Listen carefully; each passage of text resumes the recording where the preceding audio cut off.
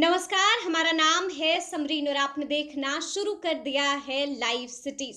देखिए, लोकसभा चुनाव का आगाज हो चुका है और आपको मालूम है कि पहले और दूसरे चरण का मतदान भी संपन्न हो चुका है और तीसरे चरण का मतदान 7 मई को होना है। आपको बता दें कि 7 मई को 5 जगहों पर मतदान होना है और इस फहरिस्त में एक नाम खगड़िया लोकसभा सीट का भी है। आपको बता दें कि खगड़िया का रण इस बार आसान नहीं होने वाला है। अगर हम बात करें पहलवानों की तो आपको मालूम है कि खगड़िया में एनडीए के प्रत्याशी हैं राजेश वर्मा, वहीं दूसरी तरफ महागठबंधन के प्रत्याशी हैं संजय कुशवाहा।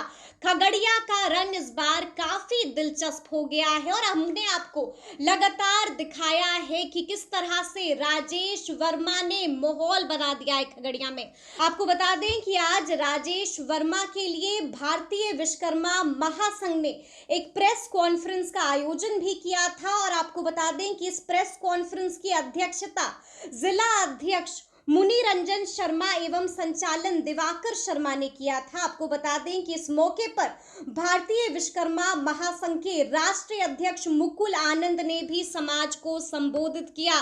समाज को उन्होंने संबोधित किया और बहुत कुछ कहा भी है, लोगों से अपील भी की है। क्या कुछ अपील कर रहे हैं, सबसे पहले आप वो सुनिए। हिंदुस्तान में विश्वकर्मा समाज का बिहार की धरती पे खगड़िया जिला में राजेश वर्मा जी को टिकट दिया गया है।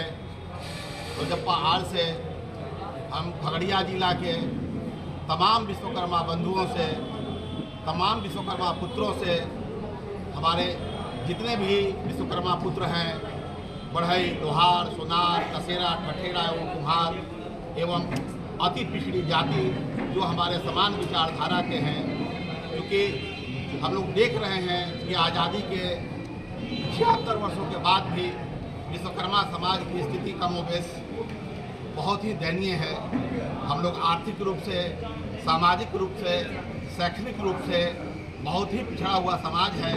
ऐसे समाज को आगे बढ़ाने में जिस तरीके से हम लोग कोशिश कर रहे हैं, उसमें एक कदम ये भी रहेगा कि राजेश वर्मा जी को विश्वकर्मा समाज की ओर से विश्वकर्मा के तमाम बंधु जिताकर इनको संसद में भेजें, ताकि विश्वकर्मा समाज के पिछड़ेपन का या विश्वकर्मा समाज में जो भी परेशानी है उसके बारे में आवाज़ उठाने का मौका दिया जाए। क्योंकि आज हमारा पूरा का पूरा विश्वकर्मा समाज और अति पिछड़ी जातियों का लोकसभा में या विधानसभा में आवाज़ उठाने वालों की संख्या बहुत ही नगण्य है। इसलिए खगड़िया के तमाम विश्वकर्मा भाइयों से और विश्वकर्मा बंधुओं से, विश्वकर्मा पुत्रों से आग्रह करते हैं कि राजेश वर्मा जी को ज़्यादा से ज़्यादा मतों से जिताएं, ताकि एक मजबूत आवाज़ बन सके। और विश्वकर्मा समाज इनसे ये अपेक्षा रखती है कि यहाँ खगड़िया जिला के जितने भी विश्वकर्मा बंधु हैं कि सबके सुख दुख में हमेशा ये साथ रहेंगे।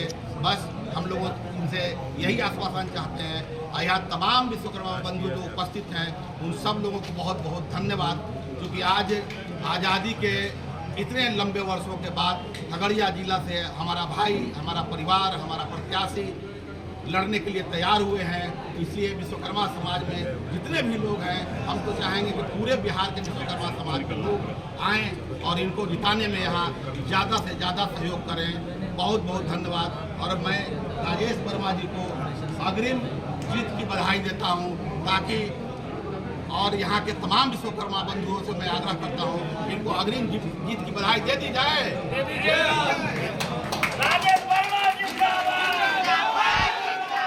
तो सुना आपने कि मुकुल आनंद ने लोगों से क्या कुछ अपील की है और क्या कुछ बोला है। देखिए, आप तस्वीरों में देख सकते होंगे कि मुकुल आनंद के बगल में राजेश वर्मा भी बैठे हुए। राजेश वर्मा ने भी लोगों को संबोधित किया है और बहुत कुछ कहा है। क्या कुछ कह रहे हैं राजेश वर्मा, एक बार आप उनको भी सुनिए। मैं धन्यवाद देता हूँ हमारे बाबा मुकुल बाबू का कि उन्होंने और साथ ही साथ विश्वकर्मा समाज के तमाम हमारे अभिभावकगण, माताएं, बहनें, नौजवान साथी सबका मैं धन्यवाद देता हूँ। ये एक ऐसा वर्ग है जो कड़ी मेहनत करके एक रूप देने का काम करता है, चाहे वो लोहा हो, चाहे वो सोना हो, चाहे वो लकड़ी हो, सब में एक रूप मूर्त देने का काम करता है। तो मुझे लगता है कठोर से कठोर मेटल में, पदार्थ में जब ये रूप दे सकते हैं तो हम तो इंसान हैं। और मैं अपने आप को सौभाग्यशाली समझता हूँ कि मुझे अपने परिवार का समर्थन मिला और अपने परिवार के लोगों का आशीर्वाद मिला। बेशक जब चुनाव बड़ा होता है तो प्रतिदिन परेशानियां भी आती हैं, उत्साह भी आता है। परेशानियों से लड़ने के लिए आपको आशीर्वाद और लोगों के साथ किस तरीके से उसको निजात दिलाने के लिए हम लोग रूपरेखा सुनिश्चित करें, ये बल मुझे सब साथ से। मैं इसके लिए सभी विश्वकर्मा समाज के लोगों का धन्यवाद देता हूँ, संघ के अध्यक्ष का और हमारे अभिभावक आदरणीय मुकुल बाबू का भी धन्यवाद देता हूँ। तो सुना आपने कि किस तरह से आज राजेश वर्मा ने भी लोगों को संबोधित किया है, क्या कुछ कहा है और क्या कुछ अपील की है। देखिए, हमने आपको बताया है कि पहले और दूसरे चरण का मतदान संपन्न हो चुका है। हमने आपको बताया है कि खगड़िया का रण जीतना इस बार आसान नहीं होगा। पहलवान मैदान में कौन कौन होंगे इसका भी हमने आपको जिक्र किया है। देखिए, आपको मालूम है कि इस बार कई ऐसी हाई प्रोफाइल सीटें हैं जिन पर सबकी निगाहें टिकी हुई हैं और उस फहरिस्त में एक नाम खगड़िया लोकसभा सीट का भी है। देखिए, लाइव सिटीज आपको लगातार ग्राउंड स्टोरीज दिखा रहा है। हम लगातार आपको दिखा रहे हैं कि आखिर जनता का मूड क्या है, जनता का मिजाज क्या है और खगड़िया में कैसा माहौल है, ये भी आपको लाइव सिटीज ने लगातार दिखाया है। और आज आपने देखा है कि आज बड़ी प्रेस कॉन्फ्रेंस हुई है और आपने देखा है कि ये प्रेस कॉन्फ्रेंस की है भारतीय विश्वकर्मा महासंघ ने लोगों को संबोधित किया है।